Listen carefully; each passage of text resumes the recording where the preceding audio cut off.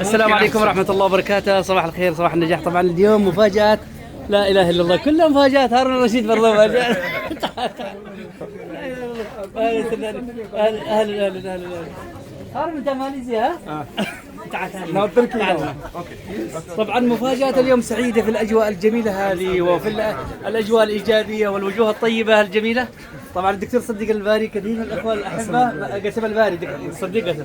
الدكتور قسم الباري للأخوة اللي ما يعرفوه والأخوة الأعزاء هو أول معلم لنا للعرب كلهم بفضل الله عز وجل. هو أول دكتور وأول محاضر وأول متقن بدأ في الإمارات بفضل الله عز وجل، كان يجينا ويعلمنا إلى أبو ظبي الله يبارك فيه وفي العين. وسلطان العلوي كان من أول الناس اللي اقتنعوا فيه عبر الاثير الاستاذ هارون الرشيد الى الدمام. فالان احنا في الاجواء هذه ونشتي الدكتور قسم الباري ايش تقول لنا؟ وانا طبعا من سنوات ما شفتك. والله أنا يعني سعدت سعاده كبيره جدا اني قابلت اخي وحبيبي جمال المزعجي. الله يكرمك. وطبعا جمال قصه بتاعت نجاح يعني تدرس في الجامعات والله العظيم. الله يرفع قدرك. الله يرفع قدرك. يعني تدرس في الجامعات حقيقه يعني. اقتنع بالفكرة واقتنع بالشركة واقتنع بالمنتجات واقتنع بالخطة التسويقية. ما يعرف انجليزي وكان ما يعرف غير كل المعلومات انجليزي. الدكتور يترجم لنا. يس اند ثانك يو. الحين ما شاء الله انا متاكد الحين ممكن يقرا محاضرة باللغة الانجليزية. لا ابشرك بنفس جمال. ايوه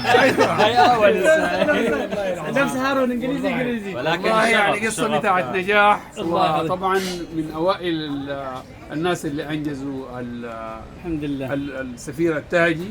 الحمد لله. وفعلا لانه يقتنع بالفكره اقتناع كامل وتام. الحمد لله. ويكتشف انه الوظيفه هذه مضيعه للوقت وانه هي وظيفه من اجل الاخرين وليس من اجل قدمت استقالتي بدري. قدم استقالته من بدري واختار الحريه بتاعته. للتاريخ يعني امتى هذا الحكي كان؟ باي اعوام؟ 2004 ايوه هذه بدأنا البدايه القويه. طيب استاذ نادر ايش تقول بهذه الاجواء الجميله والدكتور؟ انا شاعر شعور مميز كانه هيك عم شوف الاجيال عم تتقابل. اي والله القديم مع الجديد مع الناس اللي هلا داخله كمان يعني من سنوات بسيطه.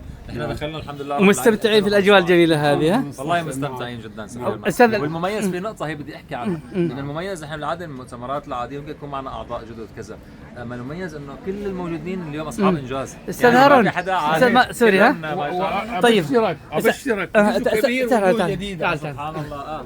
اول مره يجوا الرحله بالمناسبه. تمام. معناها فعلا مشان استاذ هارون ومشان الباصات. استاذ هارون كان يسمع الدكتور قسم الباري وجمال المسعدي وقتها نتعلم وش دي اكسن. اليوم سفير ملكي وعايش في ماليزيا. شقق في ماليزيا من دي اكسن بفضل الله. ممكن تعرف عربي ولا جمال؟ عربي انجلش؟ But language not a problem. يعني ما فهم ولا حرف عليك. ما فهم. Okay. Assalamu alaikum warahmatullah. Congratulations for all the TACP achievers and all our pioneer leaders, because all the leaders created the momentum and the environment. Now alhamdulillah we have lots of people qualify day by day, every year increasing. Alhamdulillah. And it is very good because this is a very good opportunity for DXN, and especially thanks to Dr. Lim, because all hard worker leaders every year hard worked. And all of us together like a real family. We eat together, we sleep together in the same hotel, and also we travel together, and it is really given more inspiration for all of us to exchange our knowledge, our challenges, our ideas, and we are improving. So it is really good, and I really congratulate all the leaders and those not yet qualified. It is a great opportunity for you, and every year you have to go with your family, with the real DXN leaders, and knowledge it increasing, and you can develop your business. And the whole world in your hand with DXN. one world one market. طيب احنا قلنا نشتهي الزبده بس. كان انسان بسيط مثل جمال المسعدي. لا بس نقول له الزبده. اقول لك كم عند الشقق الان في ماليزيا؟ هذا الزبده. How many flats you have in Malaysia? ما شاء الله. Because in DXN you can do anything. So you can buy any kinds of any amount of flat. Only you need to help more people. And more business and more only whatever you want. And now you was in Malaysia. Now you are in Turkey, right? So you get fast food. Then you go to Europe, in everywhere, because DXN is providing opportunity. This opportunity, you like to stay which country, you can be there. الملخص ايوه ملخص استاذ صغير. البراء. طبعا الاخ هارون الرشيد ايضا من قصص النجاح المدهشه جدا. بدا من الصفر تقريبا، نعم عامل بسيط ما شاء الله. واقتنع بالفكره بتاعت الدي اكس ان وركز تركيز كبير. كان ما يعرف لغه انجليزيه، كلمتين او 3 كلمات، الحين ممكن يقرا محاضرات ايه ما شاء الله كامله باللغه الانجليزيه، ما شاء الله. يتواصل باللغه الانجليزيه بس كامل. اللي حكى عنها أوكي. السفير جمال، وهو وصل لسفير تاجي ما شاء الله. ويمتلك شقق في ماليزيا، ما شاء الله ما شاء الله. والحين هو حر يسافر لاي وانتقل مكان. من الدمام على ماليزيا على البحرين عند نعم ما شاء الله. ما جاوبنا على سؤال. هم يحبوا يقولوا كم العدد. ما بحب. ايوه التعليق للقائد. بس انا سؤال مختلف.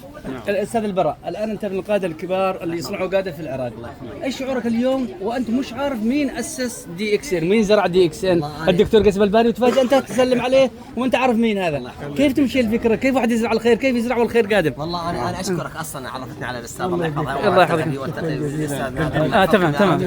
بس اقول كلمه واحده. قول. والدتي اللي هي سبونسري اول سنه تاهل الى ماليزيا. ما شاء الله. الله يرضى عليه. وين لازم نسلم عليها؟